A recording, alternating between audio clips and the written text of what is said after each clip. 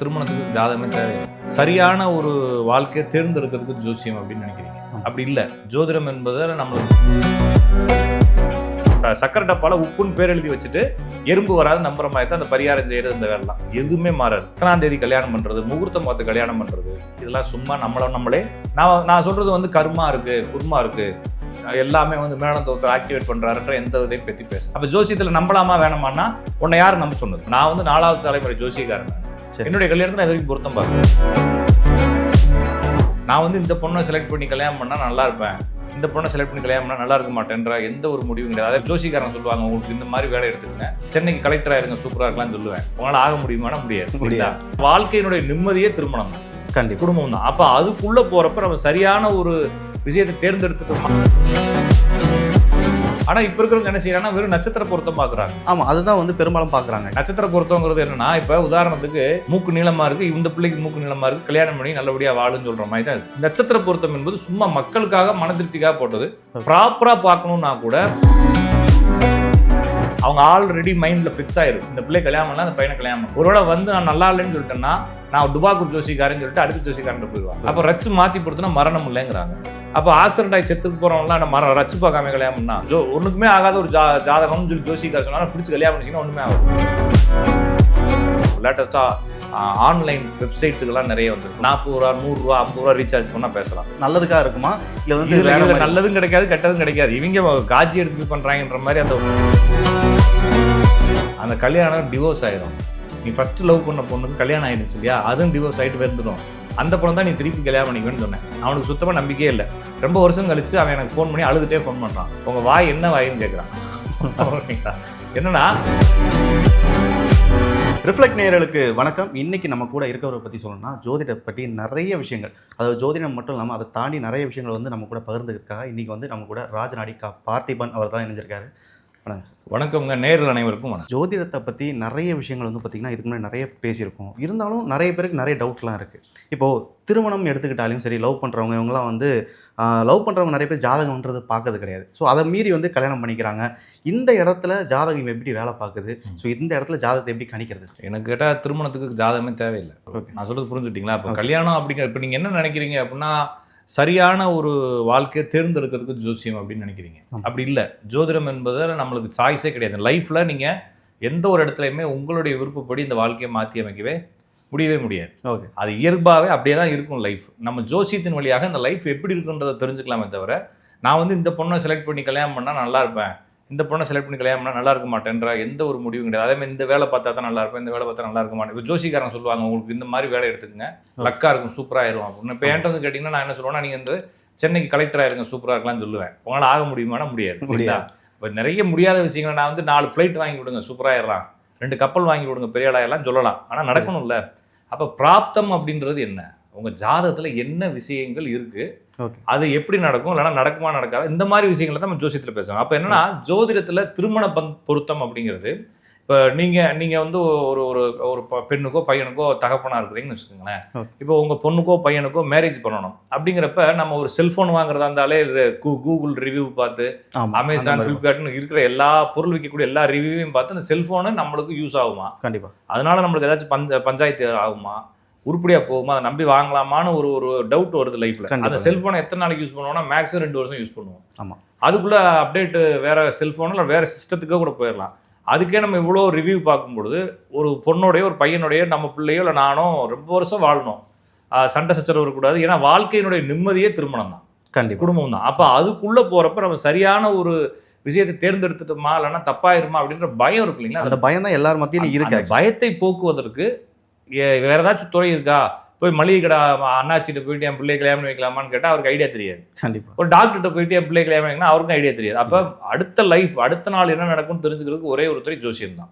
இப்போ ஜோசியத்தில் என்ன செய்யறாங்கன்னா, இந்த பையன் ஜாதத்தையும் பொண்ணு ஜாதத்தையும் கொடுத்து, சார் இந்த பையனும் இந்த பொண்ணையும் நாங்கள் கல்யாணம் பண்ணிக்கலான் இருக்கோம், அவருடைய லைஃப் எப்படி இருக்கு, நான் சொல்றது புரிஞ்சுட்டீங்களா? அவரோட லைஃப் எப்படி இருக்கு, ஒரு அவருடைய வாழ்வு எப்படி போய், ஒரு டிடெக்டிவ் ஏஜென்சிகிட்ட கொண்டு போய் ஒரு பொண்ணுடைய ஃபோட்டோ கொடுத்து இந்த பொண்ணை பற்றி எங்களுக்கு கொஞ்சம் செக் பண்ணி சொல்லுங்கன்னா, அவர் ஒரு 6 மாதம் டைம் எடுத்துக்கிட்டு அந்த புள்ள போகிற வழி அப்போ பேச்சு எல்லாத்தையும் ட்ராப் பண்ணி எல்லாம் பார்ப்பாங்க இல்லைங்களா? ஆமாம். அதுபோல் ஜோசிக்காரங்க என்ன செய்கிறாங்கன்னா, அந்த ஜோசி ஜாதகத்தை எடுத்து வச்சுக்கிட்டு இந்த ஜாதகத்தில் இந்த பொண்ணு எப்படி வாழும், இந்த பொண்ணுடைய ஃபினான்ஷியல் ஸ்டேட்டஸ் என்ன, ஃபேமிலி ஸ்டேட்டஸ் என்ன, இந்த பொண்ணுடைய பிஹேவியர் எப்படி இருக்குது, இந்த பொண்ணுக்கு நோய் நொடிகள் இருக்கா, இந்த பொண்ணு குடும்பத்தில் இருந்தால் அவனுடைய அந்த பொண்ணுடைய ஜாதகத்தில் கணவன் நீடிச்சிருப்பானா, இந்த மாதிரி தகவலை பார்த்துட்டு சார் உங்கள் பையனுக்கு இந்த பொண்ணு ஜாதகத்தை கொடுத்தீங்க, இந்த பொண்ணு ஜாதகம் இப்படி தான் இருக்குது ஓகேங்களா.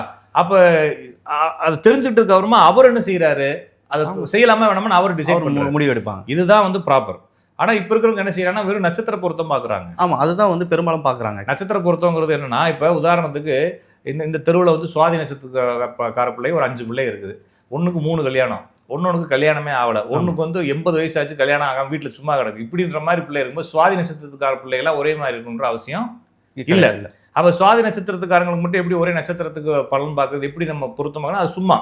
ஒரு காலத்தில் வந்து மக்களுக்கு வந்து ஜாதகம் இல்லை, நிறைய குடும்பங்களில் ஜாதகம் எழுதுகிற பழக்கம் இல்லை. ஏன்னா ஜாதகம் அவ்வளோ எக்ஸ்பென்சிவான ஐட்டம் எழுதுறது. இப்போ நீங்கள் வந்து கூகுளில் போட்டு டவுன்லோட் பண்ணி பிரிண்ட்டில் போயிட்டு 15 ரூபாய்க்கு எடுத்துறீங்க. இல்லாட்டும் அவங்க பிறந்த தேதியை கொடுத்தா ப்ரௌசிங் சென்டரில் அதுலேயே 100 ரூபாய்க்கு பிரிண்ட் போட்டு கொடுத்துட்றான். மீறி போனால் 500 1000 ரூபா ஜோசிக்கார்ட்ட கொடுத்தாருன்னா அவர் ஸ்கெட்செல்லாம் போட்டு அழகாக கடற்கடலாம் அடித்து சந்தனங்கம்லாம் அடித்து நல்லா லாரிக்கு எஃப்சி பார்த்த மாதிரி கொடுத்துட்றாரு இல்லைங்களா. அப்போ இதெல்லாம் ஈஸி. இப்போ ஆனால் ஒரு காலத்தில் வந்து ஒரு ஜாதகத்தை எழுதி வாங்குறதுக்கு நம்ம இன்னொரு ஊருக்கு போய் இல்லைனா ஜோசிக்காரர் நம்ம வீட்டில் கூட்டு வந்து உட்கார வச்சு அவருக்கு சாப்பாடு போடலாம் பொங்கி போட்டு அவருக்கு ஒரு 40-50 நாள் பொழுது போகாமல் உட்காந்து கணக்கு எழுதி கணக்கு போட்டு எழுதி தருவார். அப்போ ஒருவேளை நான் 2 பிள்ளை வச்சுருக்கிறேன்னா சரி ரிஸ்க் எடுத்து எழுதலாம்னு சொல்லலாம். நான் பெற்று வச்சுக்கிறது 20 பிள்ளைங்க இல்லைங்களா. ஒரு காலத்தில் எல்லா வீட்லையும் 12 13 2 டஜன் 3 டஜன் கிடந்துச்சுங்க.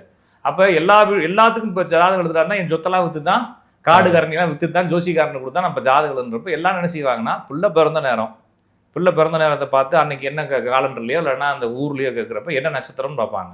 அந்த நட்சத்திரத்தை மட்டும் தெரிஞ்சு வச்சுக்குவாங்க. அதுலேயும் பார்த்தீங்கன்னா ஃபர்ஸ்ட் பிள்ளைக்கு விசாக நட்சத்திரம், 4வது பிள்ளைக்கோ 5வது பிள்ளைக்கோ கேட்டேன்னுவாங்க. அதுலேயே அவங்களுக்கு குழப்பம் வந்துடும் ஓகேங்களா. ஏன்னா ஒரு பிள்ளையா இருந்தால் நான் வச்சுக்கலாம் இல்லைங்களா. இப்போ உங்களுக்கு இப்போ சாதாரணமாக இந்த வீடியோ பார்த்துருக்கவங்களுக்கு சடக்குன்னு கூப்பிட்டு 2 பிள்ளை இருக்காங்கன்னா 2 பிள்ளை நட்சத்திரங்கன்னா குழப்பிக்கும். கண்டிப்பாக 2 பிள்ளைக்கே குழப்பதுன்னா 12 பிள்ளை வச்சிருக்கவனுக்கு எப்படி இருந்திருக்கும், ரொம்ப குழப்பம். அப்போ என்ன செய்வாங்கன்னா ஒரு காலத்தில் நட்சத்திரத்தை பார்த்த உடனே அந்த நட்சத்திரத்தை அடிப்படையில் பேர் வச்சு விட்டுரும் ஓகேங்களா. இப்போ இவர் தான் தனுசு நட்சத்திரத்தில் 3 நட்சத்திரத்தில் பிறந்திருக்கிறாரு, இவருக்கு வந்து பார்த்தசாரின்னு பேர் வைங்க அப்படின்னு சொல்லி விட்டதுக்கப்புறம் கொஞ்ச நாள் கழிச்சு ஒரு 3 நட்சத்திரன்றதே மறந்துடுவார். அப்போ கொஞ்ச நாள் கழித்து இவர் கல்யாண வயசு வரும்பொழுது ஜோசிக்கார்ட்ட கொண்டு போயிட்டு சாமி ஜோசியம் பார்க்கணும், எதுக்கு வர பொருத்தம் பார்க்கணும் அப்படின்னு பொருத்தம் நட்சத்திரம்லாம் மறந்து போச்சு. பிறந்த தேதி ராஜீவ் காந்தி வந்து மதுரைக்கு வந்திருந்தார் மீட்டிங்கு, அப்போ பிறந்தான் உசிலம்பட்டிக்கு பக்கத்தில் பிறந்தான் அப்படின்னு சொல்லுவாங்க. அப்போ தேதி அவருக்கும் தெரியாது இவருக்கும் தெரியாது. அப்போ பேர் சொல்லுன்றப்ப பார்த்தசாரி பாட ஆரம்பிச்சிருக்கா, அவள் மூல நட்சத்திரம். அப்போ நட்சத்திர பொருத்தம் இப்படி தான் ஆரம்பிச்சது. ஏன்னா வழி இல்லாமல் நட்சத்திரத்தை வச்சு தான் பொருத்தம் பார்க்க முடியும், நட்சத்திரத்தையும் பேர் வச்சு தான் எடுத்தாங்க. கண்டிப்பாக. அப்போ இது வந்து பொதுவான ஒரு இது. அப்போ மூக்கு நீளமாக இருக்குது, இந்த பிள்ளைக்கு மூக்கு நீளமாக இருக்குது, கல்யாணம் பண்ணி நல்லபடியாக வாழுன்னு சொல்கிற மாதிரி தான் இது. புரியுதுங்களா. அதுக்கும் வாழ்க்கையும் சம்மந்தம் கிடையாது. அப்போ நட்சத்திர பொருத்தம் என்பது சும்மா மக்களுக்காக மன திருப்திக்காக போட்டது. ப்ராப்பராக பார்க்கணுன்னா கூட பொருத்தம் பார்க்கக்கூடாதுங்க. இப்போ என்கிட்ட ஒரு ஜாதகம் வருது, நான் எடுத்தோன்னே சொல்கிறேன்னா இந்த பிள்ளைக்கு 2 திருமண யோகம் இருக்குது ஓகே, ஆனால் உங்கள் பையனுக்கு திருமண வாழ்க்கையில் பிரச்சனை இருக்குன்னு இல்லை. அப்போ இந்த பிள்ளைய நீங்கள் பொருந்தாது அப்படின்றத சொல்லலாம். இல்லைனா பையன் ஜாதகத்தில் 2 கல்யாண யோகம் இருக்குங்க, இந்த பிள்ளைக்கு அப்படி இல்லை, அதனால் பொருந்தி போகிறதுக்கு வாய்ப்புகள் கம்மி அப்படின்னு சொல்லுவோம். அப்படி வேணாது இப்படின்னு சொல்லலாம். இன்னொன்று என்ன சொல்லுவோம்னா, இந்த பையனுக்கு வாழ்க்கை எப்படி போனாலும் குடிச்சவர் தான் சரிங்களா. ஓகே, இவன் உருப்படவே மாட்டான், இருந்தாலும் இந்த பிள்ளை ஜாதகம் நல்லா இருக்குது, முடிவு எடுத்துக்கங்கன்னு சொல்லுவோம். அவங்க முடிவு, அவங்களோட முடிவு அவங்க கையில் கொடுத்துருவோம். இன்னொரு இப்போ லேட்டஸ்ட்டாக இல்லைங்க, அந்த காலத்துலேருந்து என்னன்னா ஒரு ஜோசிக்காரனை ஒரு ஜாதகக்காரங்க ஒரு குடும்பத்துக்காரங்க பார்க்க வராங்கன்னா அவங்க ஆல்ரெடி மைண்டில் ஃபிக்ஸ் ஆகிருக்கும், இந்த பிள்ளை கல்யாணம் பண்ணலாம், அந்த பையனை கல்யாணம் பண்ணாங்க. ஒருவேளை வந்து நான் நல்லா இல்லைன்னு சொல்லிட்டேன்னா நான் டுபாக்கூர் ஜோசிக்காரன்னு சொல்லிட்டு அடுத்த ஜோசிக்காரன் போயிடுவாங்க. எல்லாமே வந்து ஒரு குழப்பமான விஷயம். அதில் என்னன்னா இந்த இடத்துல இருந்து திருமண பொருத்தம் அப்படிங்கிறது ஒன்றுமே ஜோசியத்தில் கிடையாது. ஒரு பயத்துக்காக நம்ம பார்க்கறதானே தவிர உங்களுக்கு இருக்கு அந்த பிள்ளை இதாக இருக்குது அப்படின்னா நீங்கள் தைரியமாக பண்ணிக்கலாம். இப்போ நான் வந்து 4வது தலைமுறை ஜோசியக்காரன், நான் என்னுடைய கல்யாணத்தில் நான் இது வரைக்கும் பொருத்தம் பார்க்கல. புரியுது, அவ்வளோதான், பிடிச்சிருக்கு பண்ணியாச்சு முடிஞ்சு அவ்வளோதான். ஏன்னா என்னுடைய விதி நல்லா இருந்துச்சுன்னு வச்சுக்கோங்களேன். ஒருவேளை எனக்கு 2 திருமண விதின்னு வச்சுக்கோங்களேன், இப்போ ஒரு ஜாதகத்தை பார்த்தோன்னா 2 திருமணம் இருக்குன்னு தெரிஞ்சு போயிடும். சரி, பார்த்தோன்னே சரி அந்த பையனுக்கு நீங்கள் சரியான பொருத்தத்தை தேர்ந்தெடுத்தா என்ன ஆகும், அது கரெக்டாக இருக்கும். அது எப்படி ஆகும், அப்போ விதியான ஆகுது அவனுக்கு இல்லைங்களா. ஆமாம், உங்களால் அப்படிலாம் செய்ய முடியாது. இப்போ அப்படின்னா பொருத்தம் பார்க்குறதா இருந்தால் ரச்சு அப்படிங்கிறது தாலி தாலி பொருத்தம்னு சொல்கிறாங்க. சரிங்க, சரிங்களா. ரச்சு அப்படிங்கிறது வந்து தொடர் ரச்சு, கண்ட ரச்சு, சிரசு ரச்சு அப்படின்னு சொல்லிட்டு ரச்சுகள்லாம் நிறைய ரச்சு இருக்கு. ஏக ரச்சு பொருத்தக்கூடாதுன்னு சொல்கிறாங்க. ஏக ரச்சு பொருத்தினா மரணம் ஆயிடும். அப்போ ரச்சு மாற்றி பொருத்தினா மரணம் இல்லைங்கிறாங்க. அப்போ ஆக்சிடென்ட் ஆகி செத்துக்கு போகிறவங்களாம் நம்ம ரச்சு பார்க்காம கல்யாணம்னா நம்ம ஊரில் இருக்கக்கூடிய எல்லா ஹிந்துஸ் முதற்கொண்டு முஸ்லீம்ஸ் வரைக்கும் தெரிஞ்சோ தெரியாமலோ ஜோசிக்காரங்களை பார்த்து தான் முடிவு எடுக்கிறாங்க. நிறைய பேர் நினைக்கிறாங்கன்னா நான் கிறிஸ்துவராக பிறந்துட்டேன், முஸ்லீமாக பிறந்துட்டேன் அப்படின்னா இல்லை. இப்போ நிறைய பேர் பிறந்த தேதியை வச்சுக்கிட்டு எங்கேயாச்சும் ஒரு இடத்துல இது ஒரு மேலே ஒரு நம்பிக்கை இருக்குதான் ஒரு முன்னெச்சரிக்கையாக கூட எடுத்துக்கலாம். ஆமாம், அதை தாங்க இப்போ நம்ம பேசுறது வந்து என்னன்னா, நம்ம பையன் நல்லா இருக்கணும், நம்ம பிள்ளை நல்லா இருக்கணும்னு நினைக்கிறது. ஆமாம். அதுக்காக நம்ம வந்து மதங்களை சார்ந்து முடிவுகள் எடுக்காம பொதுவாக ஒரு ஹியூமானிட்டியாக நம்ம மனசுக்குள்ள என்ன தோணுதோ, நம்ம பிள்ளை நல்லா இருக்கணும், இதுக்காக எந்தெந்த துறைகள்லாம் உதவுதோ அதெல்லாம் இவங்க பயன்படுத்துகிறாங்க. புரியுது. இப்போ உதாரணத்துக்கு வீட்டில் பிள்ளைக்கு வந்து வயிறு ஒரு மாதிரி இருக்கு அப்படின்னு என்ன செய்யறாங்கன்னா, தூக்கி கொண்டு போய் அல்லா கோயிலில் மந்திரிச்சு கூட்டு கண்டிப்பா அந்த இடத்துல மதங்கிற ஒரு பிள்ளை வாழ்க்கை அந்த மாதிரி மைண்ட் செட்டில் என்ன செய்யறாங்க, எல்லா மதத்துக்காரங்களும் பார்க்குறாங்க. அப்போ சில இந்த மாதிரி எப்படி பார்த்தாலுமே வந்து எல்லா முடிவெடுத்து பார்க்குறப்ப இப்போ ஃபேமிலி கோர்ட்டு இருக்குங்களா, அது எவ்வளோ பெருசாக வளர்ந்துக்கிட்டு இருக்கு. ஒரு கேம்பஸுக்குள்ள 2 கோர்ட் ஓப்பன் பண்ணிட்டாங்க, 3 கோர்ட் ஓப்பன் பண்றாங்க, இடம் பத்தல. ஏன்னா இன்னைக்கு அந்த மாதிரி சிச்சுவேஷன் போயிட்டு இன்னைக்கு இல்லைங்க, ஆதி காலத்துல இருந்து டிவோர்ஸ் ஆயிட்டு தான் இருக்குது. இப்போ அதிகரிச்சிருக்கு. அப்ப பொருத்தம் பார்த்து நிறுத்திருக்கணுமா இல்லையா? நிற்காது, ஏன்னா விதி அது. அப்ப நான் சொல்றது, நீங்க பொருத்தம் பார்க்கறதாலோ பொருத்தம் பார்க்காததாலோ உங்களுடைய வாழ்க்கை மாறவே மாறாது. விதி என்னவோ அதுதான் மாறும். அப்ப ஜாதகம் எப்படி இருக்கு, பெஸ்ட்டாக தான். ஒரு ஃபர்ஸ்ட் நான் என்கிட்ட ஜாதகம் பொருத்தம் பார்க்கணும், பொருத்தம் பார்க்குறதா ஜாதகத்தை ஃபஸ்ட்டு பாருங்கன்னு சொல்லுவேன். ஜாதகத்தை பார்த்தோன்னே தெரியும் இந்த பையனுக்கு 2 திருமணம்னு. அப்போ என்ன செய்யறது, நம்ம ஓப்பனாக சொல்ல வேண்டியதான். அப்படி சொல்லிடுவேன். நீ எப்படி பண்ணாலும் 2 திருமணம் தான், நீ தங்கத்தையே கூட்டு வந்து வச்சாலும் 2 திருமணம் தான். சாமி ஒருத்தர் வந்து முருகங்களுக்கு போய்ட்டு சொன்னார் பரிகாரத்துக்கு, போயிட்டு வா, போயிட்டு மேலே வரைக்கும் போ, மேலே போயிட்டு கர்ப்ப கிரகத்தில் பாரு, உள்ள 2-3 பேர் உட்காந்துருப்பாங்க. யார் யார், முருகன் இந்த பக்கம், வள்ளி இந்த பக்கம் தெய்வாங்க. அப்போ நீ எதுக்கு அங்கே போனேன்றது உனக்கு புரிஞ்சிடும். அவருக்கே அங்கே 2 தான் இருக்குது இல்லைங்களா. அப்போ எல்லாம் விதினா விதி தான் நடக்கும் இல்லைங்களா. கண்டிப்பாக. அப்போ நீ எங்கே போய் கும்பிட்டாலும் அதுதான் நடக்குன்றப்ப ஜாதகத்தில் 2 திருமணம் என்றால் இது நடக்கும். நீங்கள் என்ன பொருத்தம் பார்த்தாலும் மாறாது. சார் எனக்கு ஜாதகம் வந்து பெஸ்ட்டு ஜாதகம், இந்த ஜாதகத்துக்கு குடும்ப பிரச்சனை வராது, 2 திருமணம் ஆகாது, டிவோர்ஸ் ஆகாது அப்படின்ற மைண்ட் அப்படி ஒரு செட்டப் இருக்குன்னு வச்சுக்கோங்களேன். அந்த பையனுக்கு நீ வந்து ஒரு ஒன்றுக்குமே ஆகாத ஒரு ஜாதகம்னு சொல்லி ஜோசிக்கார சொன்னாலும் பிடிச்சி கல்யாணம் பண்ணிச்சிங்கன்னா ஒன்றுமே ஆகாது. விதி தான் எல்லாம். அப்போ நீங்கள் பொருத்தம் என்பது பயத்திற்காக பார்ப்பதை தவிர வேற. இப்போ ஒரு உதாரணத்துக்கு நீங்கள் ஒரு ஒரு ஆக்சிடென்ட் ஆயிருக்கு, ஒரு ரோடு ஃபுல்லாக ஆக்சிடென்ட் ஆயிருக்கு, டிராஃபிக் ஆயிருக்கு, நீங்கள் நல்ல நேரம் பார்த்து கிளம்புனா டிராஃபிக் கிளியர் ஆயிருமா என்ன? கண்டிப்பாக நடந்தது. இப்போ ஈவினிங் ஒரு 7 மணிக்கு இந்த பக்கம் ரோடை கிராஸ் பண்ணி போனோம்னா தெரியும் நம்மளுக்கு கவலை. நான் நல்ல நேரத்தில் ஆரம்பிக்கிறேன் வீட்டில், ஒரு நல்ல காலமாக பார்த்து ஆரம்பிச்சு வண்டி எடுத்தோன்னா அங்கே டிராஃபிக் இல்லாமல் இருக்காது, அப்பயும் டிராஃபிக் இருக்கும் இல்லைங்களா. அது மாதிரி தான் லைஃப்பில் நம்மளுக்கு என்ன விதியோ அது நடக்கும். அப்போ ஜாதக பொருத்தம், திருமண பொருத்தம். இப்போ லேட்டஸ்ட்டாக பொண்ணுங்க, சின்ன பசங்க எல்லாம், காலேஜ் பசங்க என்ன செய்யணும், ஜாதகம் இப்போ லேட்டஸ்ட்டாக ஆன்லைன் வெப்சைட்ஸுக்கெல்லாம் நிறைய வந்துருச்சு. 40 ரூபா 100 ரூபா 50 ரூபா ரீசார்ஜ் பண்ணால் பேசலாம். பசங்க போட்டு ACD இந்த 3 இன்சியலில் பையன் இருக்கிறான், லவ் பண்ணிட்டு இருக்கேன், இதில் எந்த பையன் என்னோட லைஃப்பில் வருவான்னு கேட்குது. அந்த மாதிரி ஆப்ஷனில் வச்சு ஆப்ஷன் தான். பொண்ணுங்களும் பசங்களும் அதே மாதிரி தான். என்ன பேரில் எனக்கு ஒய்ஃப் வரும், இல்லைனா நான் வந்து ப்ரப்போஸ் பண்ணலான்னு இருக்கிறேன், மொத்தம் 3 பிள்ளைங்க இருக்குது, 3ல் எதுக்கு ப்ரப்போஸ் பண்ணால் சக்ஸஸ் ஆகும் எல்லாம் கேட்குறவங்களாம் இருக்காங்க. மக்களுக்கு அந்த மாதிரி போயிட்டு இருக்காங்க. ஆர்வங்கள் அதிகமாகுது, ரீச் பண்றது. இப்போ நம்ம ஒரு காலத்துல எங்க ஊர்ல ஜோசிக்காரனை போய் பார்த்தோம்னா நான் யாருன்னு தெரியும். உங்க அப்பா ஏண்டா வரல, உங்க தாத்தா என்னடா ஆனாரு அப்படின்னு கேட்பாரு.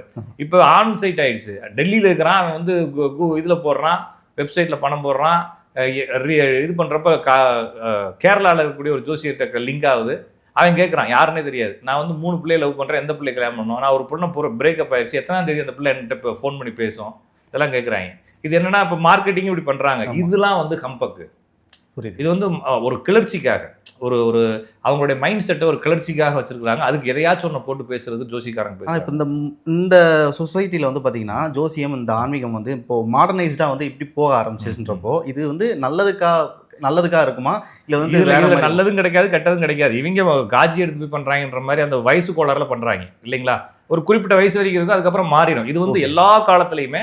இப்போ சாதாரணமாக வந்து ஒரு காலத்தில் வந்து வார மலர், மாத மலர், இதெல்லாம் வந்து இத்தனை தேதி பிறந்தவனுக்கு இந்த பேரில் பொண்ணு வரணும்னு இவங்க அதை மடிச்சு வச்சிருப்பாங்க. ஆமாம், இது என்ன ஒரு ஆசை, ஒரு வாழ்க்கை மேலே ஒரு ஆர்வம். இந்த ஆர்வம் வந்து ஒரு துறையில் ரீச் பண்ணுறப்ப இவங்களுடைய முடிவுகள் துறையை மாற்றாது. இது மாதிரி இன்னொரு குரூப் வேற செட்டப் மைண்ட் செட்டில் வருவாங்களே தவிர வேற ஒன்றும் வராது. அப்போ என்னன்னா ஜோதிடம் என்பது பியூரா நீங்கள் நினைக்கிற மாதிரி இந்த கண்டுபிடிக்கிறது, எத்தனாம் தேதி வருவான், என்ன இன்சியலில் வருவான், இதெல்லாம் கண்டுபிடிக்கிறது அதெல்லாம் கிடையாது. ஓகே. ஜோதிடம் என்பது உங்களுடைய லைஃப்பை பற்றிய தெளிவான ஒரு விளக்கம். அப்போ இப்போ என்னுடைய லைஃப் எப்படி போகுதுன்றதை நான் தெரிஞ்சுக்கிட்டேன்னா, எனக்கு எப்படி என்னுடைய ஒய்ஃப் வருவாங்க, என்னுடைய லைஃப் எப்படி இருக்கும், என்னுடைய ஃபினான்ஷியல் ஸ்டேட்டஸ் எப்படி இருக்குன்றதை நான் தெரிஞ்சுக்கிட்டேன்னா அதுக்கு தகுந்த மாதிரி லைஃப்பை கொண்டு போகலாம். இப்போ போன ஒரு 3 மாதத்துக்கு முன்னால் எனக்கு அடிக்கடி வருவது, இப்போ ஒரு பொண்ணு ஜாதகத்தை ஒரு அம்மா கொடுக்குறாங்க, இது என்னுடைய பொண்ணுங்கிறாங்க, பொண்ணுக்கு வந்து கொஞ்சம் குடும்பத்தில் பிரச்சனை இருக்குது அப்படின்னு சொல்கிறேன். என்ன மாதிரி பிரச்சனைன்னு கேட்குறாங்க. உங்கள் குடும்பத்தில் வேறு யாருக்கு 2 கல்யாணம்னு கேட்குறேன். எனக்கே 2 கல்யாணம் தான், எங்கள் வீட்டுக்காரர் தவறிட்டார், அதுக்கப்புறம் நான் இப்போ இன்னொருத்தர் கல்யாணம் பண்ணிக்கிறேன். அப்போ இந்த பிள்ளைங்க அதே மாதிரி தான் இருக்குது அப்படிங்கிறேன். என்ன பண்ணுறது அப்படிங்கிறாங்க. என்ன பண்ணுறது, நான் என்ன பண்ணுறது இல்லைங்களா? இருக்கிறத சொல்லியாச்சு. ஏதாச்சும் பரிகாரம் சொல்லுங்கன்னா பரிகாரம் கிடையாது. உனக்கு எப்படி இருக்கோ அதே தான், ஜெனட்டிக்கில் தான் வருது. அப்போ இதை ஏதாச்சும் மாற்ற முடியுமா? என்னங்க சார், நான் இப்படி நல்லா வாழணும்னு நினச்சேன், ஆனால் இப்படி ஆயிடுச்சே அப்படின்னா நான் என்ன பண்ணுறது? நான் காம்ப்ரமைஸ் நான் பண்ண முடியாது, என்ன நீங்கள் கன்வின்ஸ் பண்ணவும் முடியாது. ஒரு 24 கல்யாணம் பண்ண ஆகும், 28 கல்யாணம் பண்ண ஆகும், 42 எப்போ கல்யாணம் பண்ணாலும் நடக்குங்கிறப்ப இதை நம்மளால ஏற்றுக்கொள்ள முடியாது. புரியுது நான் சொல்கிறது அதான், ஏற்றுக்கொள்ள முடியாது. இப்போ உதாரணத்துக்கு இப்போ நீங்களும் நானும் ஓப்பனாகவே பேசலாம். நீங்களும் நானும் இருக்கீங்க. இப்போ நான் ஒரு 1 லட்ச ரூபா சம்பாதிக்கிறேன், நீங்கள் ஒரு 80,000 மாதம் சம்பாதிக்கிறீங்க. நீங்கள் ஒரு சில வேலைகள் முயற்சிகள் பண்ணால் 8 லட்ச ரூபா சம்பாதிக்க முடியும் மாதம்? இல்லை, கொஞ்சம் கஷ்டம். முடியாது, ரொம்ப கஷ்டம். ஆனால் யோசிக்கலாம், கனவு காங்கலாம். நம்ம மண்டையில் இருக்கிற காசெல்லாம் வந்து அக்கௌண்ட்டில் ட்ரான்ஸ்ஃபர் பண்ண முடியறதுலாம் ஆசை தான். ஆனால் என்ன முக்குனாலும் என்ன ஆகாதுங்க, லைஃபு மாறாது. ஒரு 80,000 இருக்கிறவன் 85,000 வாங்கலாம், 20,000 இருக்கிறவன் 22,000 வாங்கலாம், அவ்வளோதானே தவிர அதை தாண்டி அவனால் வாழ்க்கையில் ஓட முடியாது. அது வந்து ஒரு 10 வருஷம் கழிச்சு வேணா அவனுடைய 20,000 30,000 மாறலாம். அங்கேயும் வந்து அவனுடைய வாழ்க்கையில் சடன் சேஞ்ச் வந்தால் தான் அங்கே மாறும். ஒரே கம்பெனியில் இருக்கிற, ஒரே இடத்துல ஒர்க் பண்ணுறேன், அதே செட்டப்பில் இருக்கிறேன்னா என்னால் அந்த அளவுக்கு ரீச் பண்ண முடியாது. இன்னொரு விஷயம், நம்மளால் இவ்வளோ தான் சம்பாதிக்க முடியும், அப்போ ஆட்டுக்கு வாழ் இவ்வளோ தான் இருக்குன்றது விதி. புரியுது. அப்போ நம்ம நினச்சதெல்லாம் இங்கே நடக்காது. அப்போ நான் வந்து ஒரு நல்ல ஒரு ஜாதகத்தை தேர்ந்தெடுத்துட்டேன், சூப்பர் பொண்ணு, அது 11 பொருத்தம் இருக்குது, நச்சுன்னு அமைஞ்சிருக்கு, அப்படியே எனக்கு ராகு இருக்குது, அதுக்கு ராகு இருக்குது, எனக்கு செவ்வாய் இருக்குது, அதுக்கும் செவ்வாய் இருக்குது, எல்லாம் சூப்பராக இருக்குது அப்படின்னு சொல்லி கல்யாணம் பண்ணாலும் 2 திருமண கேஸாக இருந்தால் என்ன ஆகும்? அது பிரேக். ஒரு பையன் வந்து இதே மாதிரி ஒரு பையன், அவங்க அக்கா தான் வந்து எனக்கு கால் எடுத்து கொடுக்குறாங்க புக் பண்ணி. சரி. அந்த பையன் பேசுகிறான், அந்த பையன் பேசுகிறப்ப சிரிக்கிறான் இடையில. என்னன்னா ஜோசி அவனுக்கு நம்பிக்கை இல்லை. நான் பார்த்துட்டு ஜாதத்தை பார்த்துட்டு என்ன சொன்னா, நீ ஒரு பொண்ணை லவ் பண்ணுவேன்னு சொன்னேன். அவனுக்கு இன்னொரு சிரிப்பு, அவனுக்கு அந்த லவ் மூடெல்லாம் கிடையாது போல இருக்குது. ஒரு பொண்ணை லவ் பண்ணுவான், அந்த லவ் வந்து பிரேக் ஆயிடும், சரிங்களா? அதுக்கப்புறம் இன்னொரு பொண்ணை கல்யாணம் பண்ணுவேன், அந்த கல்யாணம் டிவோர்ஸ் ஆயிரும். நீ ஃபஸ்ட்டு லவ் பண்ண பொண்ணுக்கு கல்யாணம் ஆயிடுச்சு இல்லையா, அதுவும் டிவோர்ஸ் ஆகிட்டு வந்துடும், அந்த பொண்ணு தான் நீ திருப்பி கல்யாணம் பண்ணிக்குவேன்னு சொன்னேன். அவனுக்கு சுத்தமாக நம்பிக்கையே இல்லை, ஓகேங்களா? ரொம்ப வருஷம் கழிச்சு அவன் எனக்கு ஃபோன் பண்ணி அழுதுகிட்டே ஃபோன் பண்ணுறான், சார் அந்த பொண்ணு நீங்கள் சொன்ன பொண்ணு லவ் பண்ணி போயிடுச்சு, அதுன்னு ஏதோ அது யதார்த்தமாக நம்ம லவ் பண்ணுற பிள்ளை எல்லாரும் லவ் பண்ணி பிரேக்கப் ஆகுறானுங்க இல்லைங்களா? அதுக்கப்புறமா ஒரு பொண்ணை கல்யாணம் பண்ணேன், என்னன்னே தெரியல, எங்களுக்குள்ள சண்டையாகி டிவோர்ஸ் ஆயிடுச்சு. சரி. இப்போ அந்த பொண்ணு வந்து எனக்கு திருப்பி ஃபேஸ்புக்கில் அந்த பிள்ளைய பார்த்துருக்குறேன் நான். எது? அந்த ஃபஸ்ட்டு இப்போ லவ் பண்ண பிள்ளைய இப்போ தான் சாட்டிங் ஆரம்பிச்சிருக்கேங்கிறான். உங்கள் வாய் என்ன வாயின்னு கேட்குறான், ஓகேங்களா? என்னன்னா அப்போ இவனுக்கு விதி இதுதாங்கிறப்ப இவனுக்கு நீங்கள் எந்த பக்கம் ரூட்டு போட்டாலும் என்ன ஆகும்? அது அப்படியே தான் இருக்கும். அப்போ வள்ளுவர் என்ன சொல்கிறாரு, ஊழிர் பெருவழி யாவுல அப்படின்னு கேட்குறாரு. அதாவது ஊழை விட பெரிய வலிமையானது யார் இருக்கா? ஒன்றும் கிடையாது. வேற வாரி சுற்றி வந்தாலும் தான் முந்தூரும்னு சொல்கிறாரு. அப்போ வேறொன்று சூழினும் தான் முந்தூரும்னா நம்ம வேற மாதிரி ரூட் எடுத்து அந்த பக்கம் போய் நின்னாலும் அங்கே ஒரு அடி கொடுக்கும், கடைசியில் பார்த்தா அந்த ஊழ் தான் நம்மளை அடிக்கும்.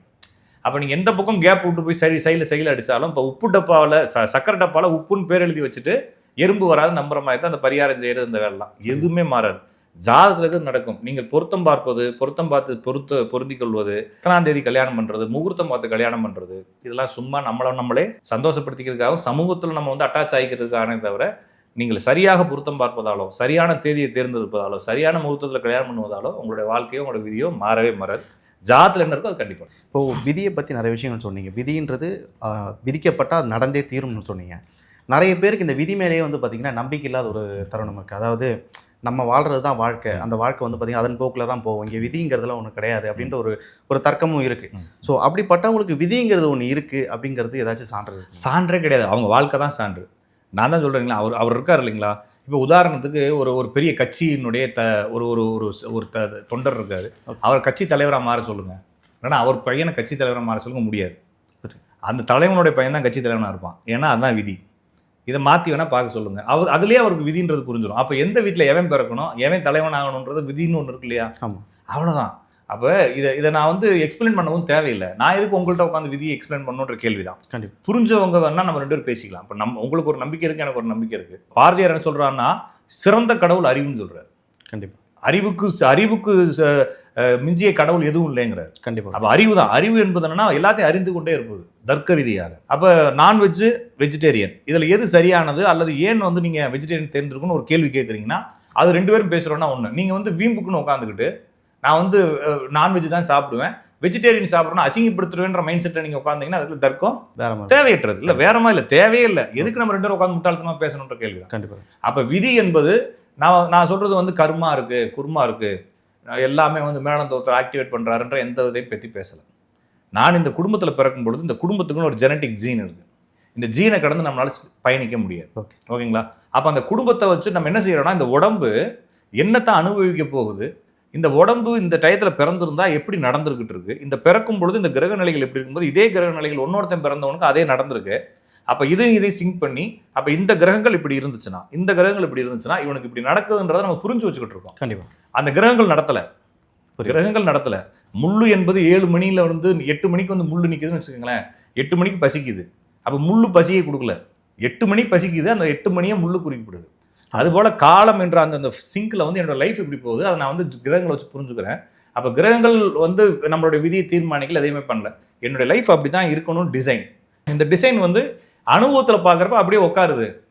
இப்போ நான் வந்து பலன் சொல்கிறேன் இல்லைங்களா? இப்போ நிறைய பேருக்கு பலன் சொன்னதுக்கப்புறம் 6 மாதம் கழிச்சு, 1 வருஷம் கழிச்சு, 2 வருஷம் கழிச்சு இப்படி நடக்கும்னு அனுமானிச்சுக்கிறேன்.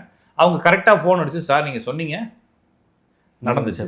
ஒரு பொண்ணை வந்து கட் பண்ணிவிட்டு இன்ஜினியரிங் சேர்க்கறதுக்குலாம் டிசைட் பண்ணிட்டாங்க. ஓகேங்களா? நான் சொன்னேன் இந்த பிள்ளை நீட்டில் தான் வரும்னு சொன்னேன். நீட்டில் வந்து உள்ளே போயிருக்குது. இது மாதிரி நிறைய பேர் நான் சொல்லி நீட்டில் வந்தவங்க இருக்கிறாங்க. நிறைய பேர் நம்ம சொல்லி நடந்தது இருக்குது இல்லைங்களா? அப்போ எனக்கு வந்து நம்பிக்கை இருக்கு இல்லையா? நான் சொல்கிறது நான் என்னுடைய அனுபவத்தில் பார்க்குறேன். என்னுடைய அனுபவத்தை நான் உங்கள்கிட்ட ஷேர் பண்ணுறேன். கண்டிப்பாக. அப்போ வாங்க சார், நான் வாங்க பேசலாம். நீங்களும் ஒரு ஜாதகத்தை எடுத்து வச்சுக்கோங்க. ஒரு விஷயத்தை புரிஞ்சுக்கிறதுக்கு ரொம்ப நேரம் ஆகும். புரியுது. இன்றைக்கி இப்போ நம்ம 2 பேரும் பேசி முடிவு பண்ண முடியாது. அப்போ ஒரு 5 வருஷம் டைம் கேப் வச்சுக்கோமே. கண்டிப்பாக. நீங்கள் ஒரு 15 ஜாதகம் எடுத்துகிட்டு வாங்க, அவங்கள பற்றி அனலைஸ் பண்ணுவோம். இப்போ வந்து ஜோசியம் முக்கியமா, விதி முக்கியமா, இது நடத்தா அது நடக்குதான்னு நம்மளுக்கு தேவையில்லை. உண்மையிலேயே இது மாதிரி ஒரு வாழ்க்கை தீர்மானிக்கப்பட்டதாக இருக்கிறதா அப்படின்னு சொல்லி கண்டுபிடிக்கலாம்னு சொல்லி வெளிப்படையான ஒரு மனதோட வந்து நிறைய பேரோட பேசியிருக்கிறோம். ஏன்னா நானே தர்க்கம் பண்ணி தாங்க வந்திருக்கிறேன். ஓகேங்களா? அப்போ இதெல்லாம் பார்த்து வரும்பொழுது அப்போ ஒரு 10 பாயிண்ட் சொல்லும்போது 8 பாயிண்ட் மேட்ச் ஆனால் கூட இதில் ஏதோ ஒரு உண்மை இருக்குன்னு தான் சொல்லுவாங்க. அவ்வளோதான். அப்போ வெளிப்படையான திறந்த மனதோட யார் இருந்தாலும் பேசலாம். இறுக்கமான மனதோட வந்து யூஸ் இல்லை. நானும் பேசி யூஸ் இல்லை. அப்போ ஜோசியத்தில் நம்பலாமா வேணாமான்னா உன்னை யார் நம்ப சொன்னது இல்லைங்களா? எனக்கு ஒருத்தர் ஃபோன் பண்ணார், சார் ஜோசியத்துக்கு மேலே எனக்கு அவ்வளோ நம்பிக்கை இல்லை, இருந்தாலும் நல்லா பேசுறீங்க டிவியில். நான் ஒரு 2 கேள்வி கேட்குறேன், பதில் சொல்லுங்கன்னாரு. காசை கொடு, நான் தொழில் பண்ணுறேன். உனக்கு கேள்வி இருக்குன்னா உன் ஜாதகத்தை கொடு, அதுக்கு ஃபீஸை கொடு இல்லைங்களா? என்ன சார் ஒரு கேள்விக்கு ஃபீஸ் கேட்குறீங்க அப்படின்னாரு. அப்போ நீ ஜோசியத்தை நம்பாமே இருந்தது, நீ நம்பி இடத்த கழட்ட போகிறன்ற மாதிரி தான் கேள்வி. அப்போ நம்பிக்கை என்பது தேவை இருந்தால்தான் நம்பிக்கை. தேவையில்லாத போது உங்களுக்கு ஜோசியத்தை பற்றி உங்களுக்கு கேள்வியே இல்லைங்கிறப்ப நம்பிக்கையும் தேவையற்றது. நீங்கள் பாட்டுக்கு கடந்து போயிட்டே இருக்க வேண்டியதான். அப்போ விதிப்படி தான் வாழ்க்கை நடக்குதுன்றது என்னுடைய அனுபவத்தில் நான் கண்டது. கண்டிப்பாக. நான் வந்து எனக்கு மேலே இருந்தெல்லாம் கடவுள் பேசுகிறாரு, அசரீரி பேசுறதுன்றலாம் உண்மை கிடையாது. என்னுடைய கணிதம் பண்ணுறீங்க. இந்த கணிதத்துக்கு நான் ஒரு ரூல்ஸ் வச்சுருக்கிறேன். நான் ஒரு பெரிய புக் எழுதி எனக்கு 1000-1500 ஸ்டூடெண்ட் இருக்காங்க. அவங்கள்ட்ட நான் வந்து இந்த ரூல்ஸை சொல்கிறேன். அவங்க எல்லா இடங்களையும் அப்ளை பண்ணி பார்க்குறாங்க. உதாரணத்துக்கு காயத்ரின்னு ஒரு பொண்ணு, சரிங்களா? இப்போ காயத்ரின்னு இப்போ வீடியோ பார்க்குறவங்க நிறைய பேர் இருப்பாங்க. நீங்கள் கூட உங்களுக்கு தெரிஞ்ச காயத்ரி இருக்கலாம். இந்த காயத்ரின்ற பொண்ணுக்கு எப்படி கல்யாணம் பண்ண வச்சாலும் அது அம்மா வீட்டுக்கே வந்தது. புரிஞ்சுக்கிட்டீங்களா? நான் இப்போ எதுவுமே சொல்ல. அவங்க ஜாதகம் எப்படி வேணாலும் இருக்கலாம், அவங்க எந்த ஊரில் வேணாலும் பிறந்திருக்கலாம். இந்த ராஜ்குமார்னு பேர், அசோக்னு பேர், சரவணன்ற பேர், இதெல்லாம் பார்த்து இன்னும் நிறைய பேர் வரிசையாக இருக்குது. நான் இந்த 3ஓட நிறுத்தலை. இவங்களுக்குலாம் பார்த்தீங்கன்னா இந்த 2 திருமணம் ஆகிடுது, இல்லைன்னா 2 திருமணத்துக்கு இணையாக போயிடுறாங்க. லாவண்யான்ற பேர், ஓகேங்களா? லாவண்யான்னு பேர் இருந்தால் அவங்க வந்து கொஞ்சம் குடும்ப வாழ்க்கையில் கொஞ்சம் குழப்பம் பண்ணுறாங்க. கல்பனான்ற பேர் இருக்கவங்க வீட்டில் ஒரு டிரைவர் இருக்காங்க, அதனால் வண்டி சம்மந்தமான ஏதோ ஒரு பிரச்சனை நடக்குது குடும்பத்துக்குள்ள. மணிகண்டன்ற பேர் இருக்கவங்களுக்கு கால் உடஞ்சிருது. அருண்ன்ற பேருக்கு பார்த்தீங்கன்னா காலில் ஆப்ரேஷன் அவருக்கும் அவங்க அப்பாவுக்கும் ஆயிருந்துன்றப்ப நான் அந்த இடத்துல ஜாதகத்தை பேசலை, வெறும் பேரை தானே பேசுகிறேன். பேர் நானாக வச்சு கொடுத்தேன் உங்களுக்கு இல்லை. எங்கேயோ ஒரு மூலையில் இதை பற்றி தெரியாத யாரோ ஒருத்தவங்களோட ஜாதகத்தை எடுத்து பாருங்க. இது மாதிரி நான் ஆயிரக்கணக்கான பேர் சொல்லிக்கிட்டே போகலாம். அப்போ எல்லாமே வந்து என்னென்னா அனுபவத்தில் ஒத்து போகுது. விதி என்னன்னா எனக்கு என்ன இல்லைங்களா? ஆனால் இது நடக்குதுன்றதை நான் விவரித்து சொல்கிறேன். அவ்வளோ. ஸோ நிறைய விஷயங்கள் வந்து பார்த்திங்கன்னா ஜோதிடத்தை பற்றி, அது இல்லாமல் அதை விட்டு நிறைய விஷயங்கள் வந்து எங்களோட பகிர்ந்துக்கிட்டீங்க. உங்கள் நேரத்துக்கு ரொம்ப நன்றி. நன்றி, வணக்கம்.